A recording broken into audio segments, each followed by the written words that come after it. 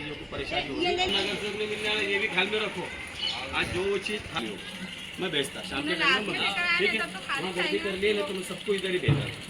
हाँ ना, वो उधर चलेगा ना, तुम्हारी हमारे को नहीं मिलता, शायद उधर चलेगा। मैं लाया फिर ला के देता हूँ सामने।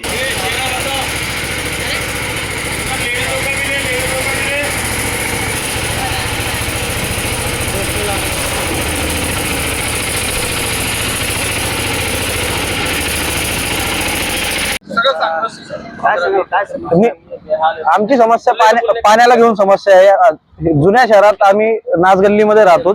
हा वॉर्ड गुलमंडी वॉर्ड आणि राजाबाजार वॉर्ड मध्ये येतो। इथे जवळपास अगोदर कधी पाण्याची समस्या आली नाही आणि आता इथून पुढे जवळपास 4-5 वर्षापासून ही समस्या खूप जास्त येऊ लागली। आज आम्हाला अशी परिस्थिती आली की आम्हाला प्रत्येक 1-2 दिवस टँकर मागवावा लागते आणि त्या टँकरची मदत आम्हाला आमच्या वॉर्डचे नगरसेवक लच्छू पहलवान ते करतात आणि त्यासाठी आम्हाला सारखं त्यांच्याकडे जाऊन पाण्यासाठी टँकरसाठी मागणी करावी लागते। कॉर्पोरेशनचं ज्यावेळेस कॉर्पोरेशनचं पाणी येतं त्यावेळेस ते पाणी एक तर खराब येतं, नाही तर दूषित काही ना काहीतरी खराब असलेलं पाणी असतं। 15 दिवस आम्हाला पाणी येत नाही। संकेत मुंडलिक, नारायण बाबूलाल बाकरे, मी राजाबाजार वार्डाचा नगरसेविकाचा वडील। आज पाण्याच्या समस्या जुना शहरामध्ये इतकी वाईट परिस्थिती आहे की आज 15-16 दिवस आहे पाणी नाही आहे। महानगरपालिकेकडून पाण्याची दुर्दशा होते आणि जी एजन्सी आहे ते एजन्सी खूप मोठ्या प्रमाणावर घोटाळा या प्रकारे उघडलेला आहे। तर लोकांनी बेहाल इथं झालेले 16 दिवस, तरी बी आम्ही महानगरपालिकेचे टँकर मागून लोकांना 2-2 ड्रम जे आहेत ते पाणी देतोय। ही बिकट अवस्थेत जे आहे जुन्या शहरात आणि इथं आमदार खासदार सगळे इथले असून सुद्धा कोणी यांच्याकडे लक्ष देत नाही। सगळ्यात महत्वाचं म्हणजे गुलमंडी प्रभागात एवढ्या मोठ्या प्रमाणावर पाण्याची समस्या उद्भवलेली आहे। प्रत्येक घराघरात पाण्याची कमतरता इतकी आहे की खूप मोठ्या परेशानीवर लोक आपल्याला हे सहन करून घेत आहेत। कोणाकडे बोंब मारावे, कोणाकडे बोलावे, महानगरपालिका आयुक्ताकडे बोलावं का आमदारकडे बोलावं का खासदारकडे बोलावं, कोणी फोन उचलायला तयार राहत नाही आणि पाण्याची समस्या खूप मोठ्या प्रमाणावर आहे। कोणी ऐकायला तयार नाही। प्रशासन राज्य असून सुद्धा काहीच कुठंच व्यवस्था नाही। रोज पाण्याची लाईन दर 7 दिवसामध्ये 8 दिवसामध्ये लाईन उखडली जाते। हा मोठ्या प्रमाणावर खूप मोठा निष्काळजीपणा जो आज सगळ्यात मोठा घोटाळा समोर महाराष्ट्र गव्हर्नमेंटचा आज तो समोर येऊन येतो उभा राहतोय।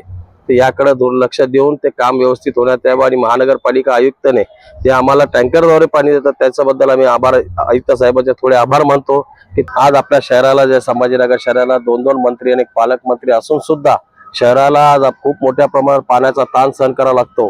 जालना शहर झाले, नांदेड शहरापर्यंत पाणी आपल्या धरणातून जातंय। ते आपलं धरण उशाशी आणि गडक ओशाशी अशी गोष्ट झालेली आहे। एवढे मोठे सरकार लाडकी बहीण योजना आणून सुद्धा लाडकी बहिणीला घरामध्ये पाणी नाहीये। आज इतकी वाईट परिस्थिती लाडक्या बहिणीला सोसावं लागत आहे, तरी आपले मंत्री खासदार हे कोणी पाण्याकडे लक्ष देत नाही, कोणी आवाज उठवत नाही।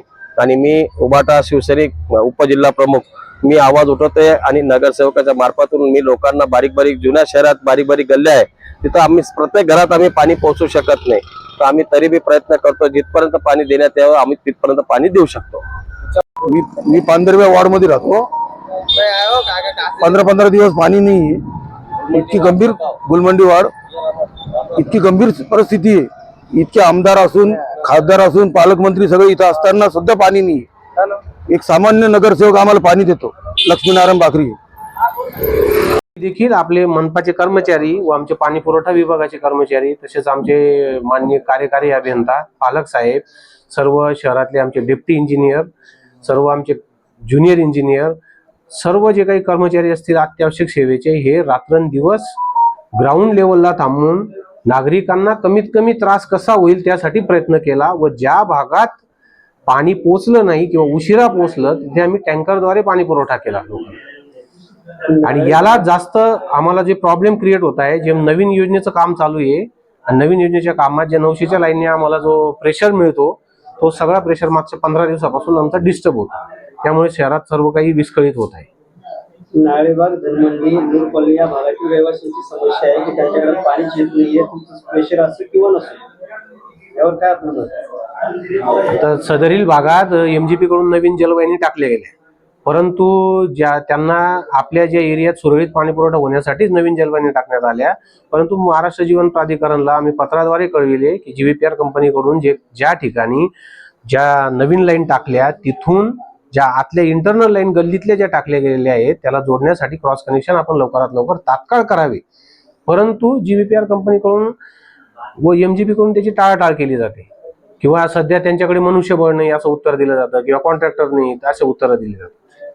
त्या ठिकाणी काही नागरिकांनी अवैध नळ कनेक्शन सुद्धा घेतलेले आहे किंवा मोठी पाईप सुद्धा त्यामध्ये टाकलेले, ज्या पाईप आपला इंचीचा असतो त्यापेक्षा डबल पाईप घेतलेले आहे, त्यातून पाण्याचं सुद्धा स्तोत्र येत आहे.